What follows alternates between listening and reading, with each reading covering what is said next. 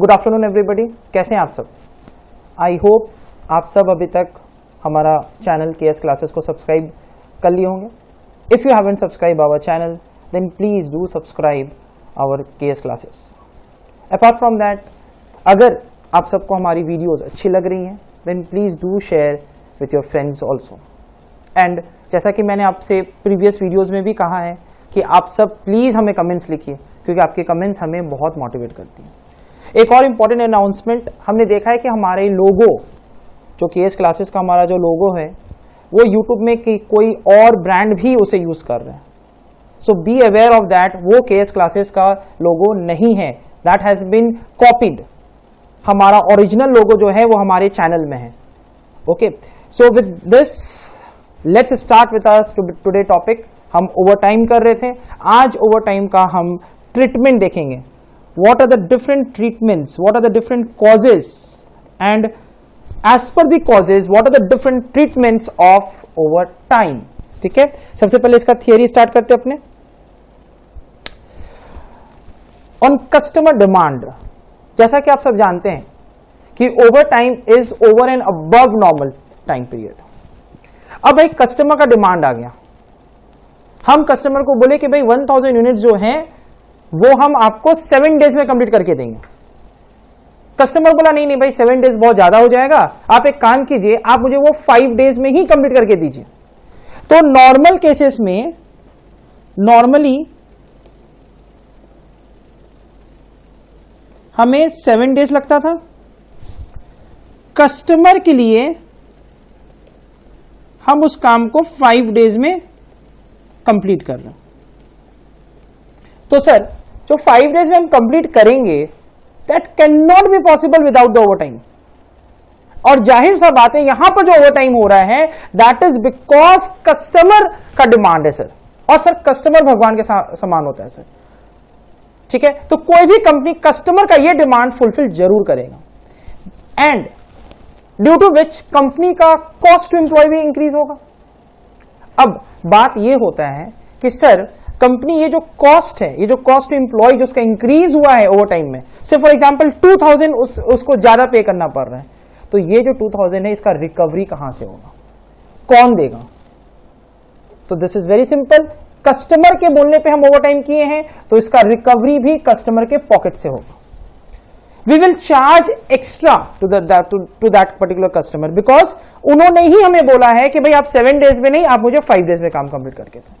And because वो हमसे 5 days में काम कंप्लीट करना चाह रहे हैं, हमसे 5 डेज में काम कंप्लीट करा रहे हैं, सो हम ओवर टाइम जो कर रहे हैं उसका जो पैसा, जो उसका चार्जेस जो है वो हम कस्टमर के पॉकेट से वसूलेंगे. क्लियर?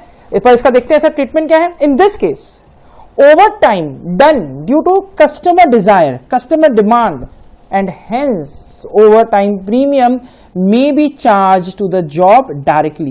जो कस्टमर का जॉब है हम उसमें डायरेक्टली चार्ज कर देंगे सर. तो ये जो 2000 रुपीज फॉर एग्जाम्पल जो एक्स्ट्रा लगा, ये नहीं लगता सर अगर कस्टमर 7 डेज में लेने के लिए रेडी हो जाता. एंड क्योंकि कस्टमर 5 डेज में चाहता है, हमें ओवर टाइम करना पड़ रहा है, इसीलिए हम 2000 रुपीज एक्स्ट्रा खर्चा कर रहे हैं. क्लियर है? Next, over time called up to make up any shortfall, underline कीजिएगा ऐसे, any shortfall in production or activity due to some unexpected development.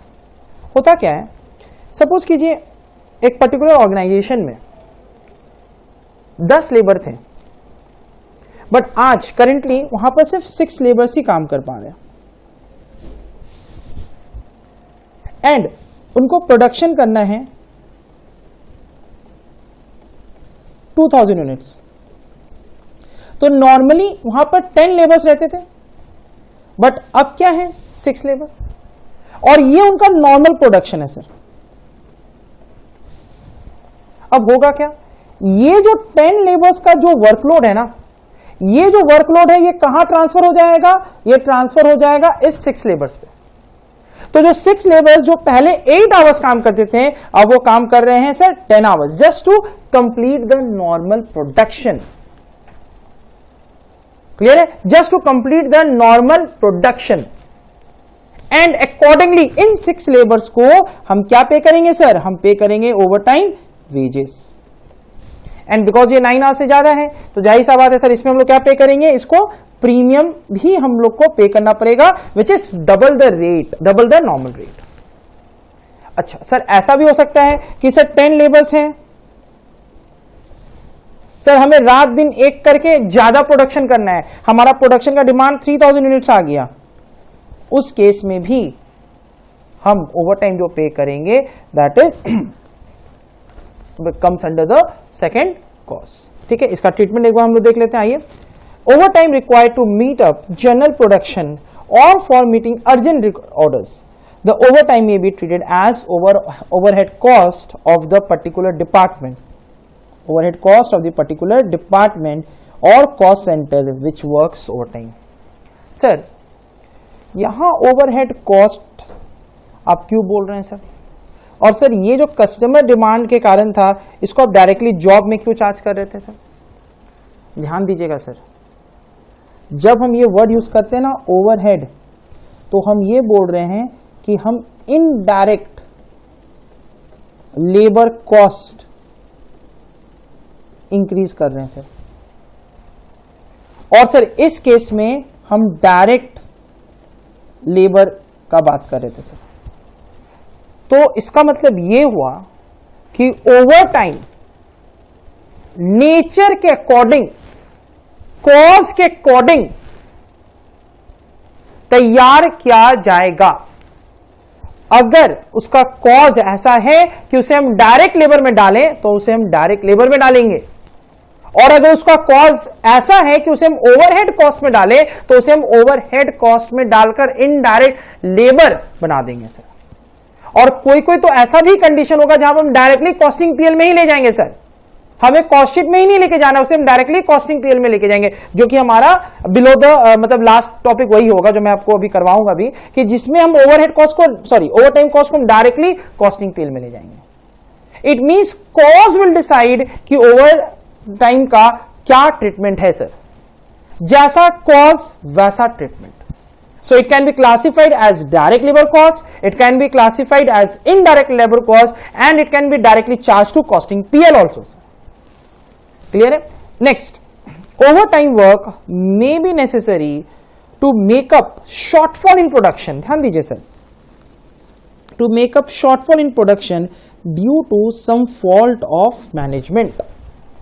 Sir management का कोई गलती के कारण दूसरे डिपार्टमेंट को ओवरटाइम करना पड़ा, जैसे कि फॉर एग्जांपल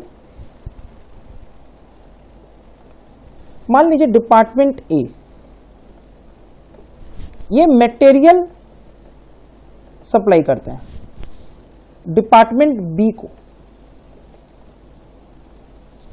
डिपार्टमेंट बी में हम लेबर का काम करते हैं, ठीक है सर। डिपार्टमेंट ए को आज मतलब 5 तारीख को उनका ड्यू डेट था 5 जून 2020 को उन्हें मटेरियल को ट्रांसफर करना था sir, but due to lack of planning sir, due to lack of planning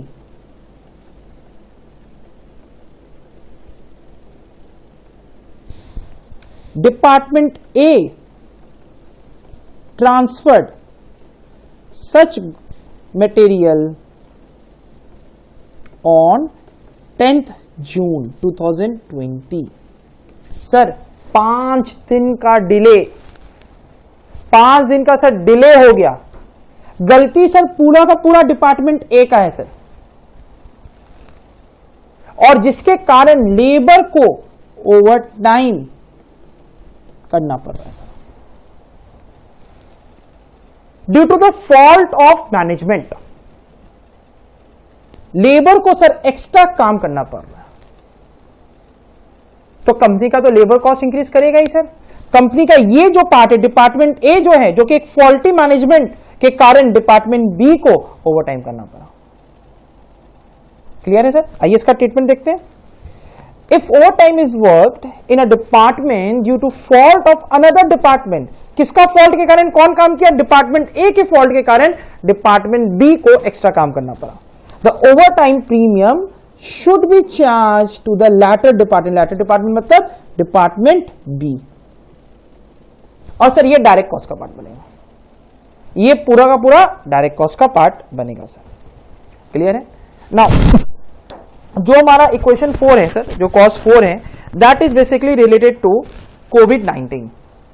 जैसे कि मैंने लास्ट क्लास में भी बताया था सर कि कोविड-19 में अभी बहुत सारी फार्मा कंपनी एक्स्ट्रा वर्क कर रही है sir, just to produce mask, sanitiser, PP kits and extra etcetera etcetera.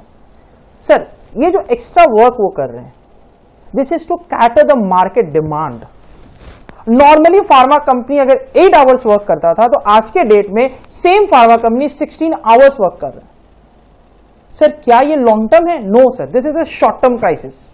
And accordingly जो शॉर्ट टर्म डिमांड जो राइज हो गया है सर अचानक से, हम उसके लिए ओवरटाइम कर रहे हैं. एंड अगर ऐसा हुआ तो ऐसे ओवरटाइम को हम डायरेक्टली चार्ज करेंगे अपने कॉस्टिंग पीएल में. कहां चार्ज करेंगे सर? हम डायरेक्टली चार्ज करेंगे अपने कॉस्टिंग पीएल में. आइए देखते हैं sir. Overtime worked on account of abnormal condition. This is absolutely N abnormal condition. Covid is absolutely N abnormal condition such as flood, earthquake. Covid also covered.